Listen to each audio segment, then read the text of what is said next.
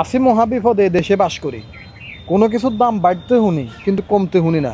এই যেমন সাম্প্রতিক সময়ে এই যেমন গ্যাসের দাম মানে আকাশচুম্বী একটা দাম। একটা গ্যাসের বাবদ যদি আপনি পাম্পে গিয়ে ফুলফিল করেন আপনার খরচ হবে 1200 টাকা, সেখানে গভর্নমেন্ট 1306 টাকা করে দেওয়ার পরেও কিছু অসাধু ব্যবসায়ী আছে যারা প্রতিটা বোতল 1700 টাকা 1800 টাকা পর্যন্ত সেল করেন। তাহলে আপনি দেখেন আমার সাথে যে ঘটনাটা ঘটলো, আমি মাইজদি থেকে একটা গ্যাসের বোতল কিনছিলাম, তখন আমার কাছ থেকে ওরা 1500 টাকা রাখছিল, কিন্তু ওই সময় গ্যাসের বোতল গভর্নমেন্ট 1306 টাকা করে দেওয়ার পরেও উনি আমার কাছ থেকে এটা 1500 টাকা রাখছে। কিন্তু আমি আজকে দেখলাম যে একটা ওই ঠিক সেম ওই গ্যাসের বোতলটা এখন 1700 টাকা করে সেল করতেছে। তাহলে আপনি দেখেন ভাই, আপনি কাকে দোষারোপ করবেন?